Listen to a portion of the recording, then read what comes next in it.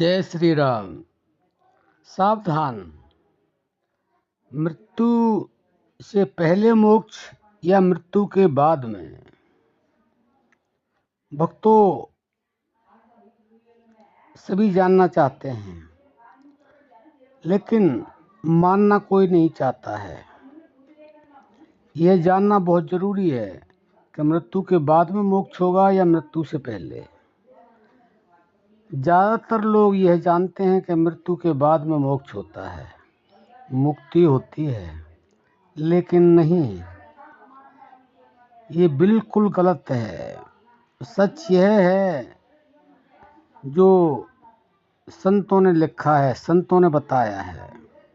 जीवित बूझो, जीवित जानो, जीवित मुक्ति निवासा, वे गुरु लोभी और पाखंडी झूठा दे विश्वासा। जो मोक्ष को और मुक्ति को मृत्यु के बाद बताते हैं, वह गुरु लोभी हैं और पाखंडी हैं। ये बिल्कुल झूठा विश्वास देते हैं। मुक्ति आपको जीते जी मिलनी चाहिए। मरने के बाद किसी को कुछ पता नहीं होता क्या हुआ, स्वर्ग मिला, नरक मिला, मुक्ति मिली, मोक्ष मिला, क्या मिला, किसी को कुछ पता नहीं।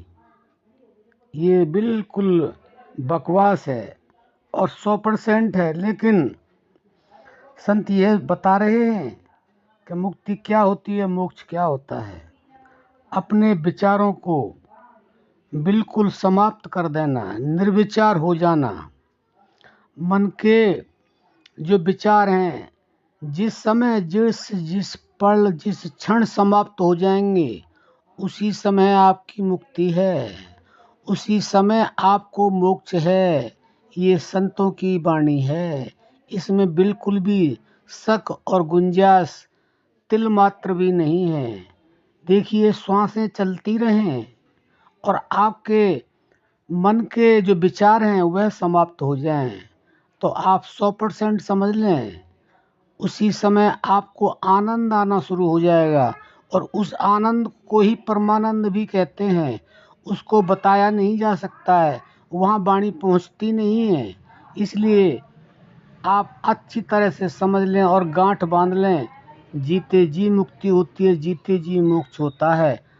मन के विचारों को थाम लो तो आपको तुरंत मुक्ति है, आपका तुरंत मोक्ष है। क्योंकि मन के विचारों का आना और जाना, मन का इस संसार में भ्रमण करना, वही अधोगति है।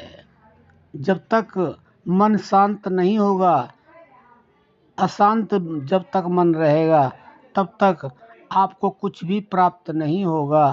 तब तक आपको सुख और दुख दोनों के थपेड़े लगते ही रहेंगे। कुछ लोग सुख को ही सब कुछ मान लेते हैं, लेकिन यह याद रखना चाहिए कि सुख के पीछे दुख खड़ा हुआ है। जैसे दिन के बाद रात होती है, यह चक्र ऐसे ही चलता रहा है और ऐसे ही चलता रहेगा। लेकिन संतों ने ऐसा किस लिए कहा, ऐसा इसलिए कहा क्योंकि उन्होंने प्रैक्टिकल किया और मन के विचारों को थाम दिया, मन को निर्विचार कर दिया। उस स्थिति को ही संत लोग यह समझते हैं, यही परमानंद की स्थिति, और समझते नहीं है वही है ही। तो इसलिए आशा करते हैं आप समझ गए होंगे कि मोक्ष कब मिलता है और मोक्ष या मुक्ति कैसे मिलती है। अब हम अपनी वाणी को विराम देते हैं। जय श्री राम।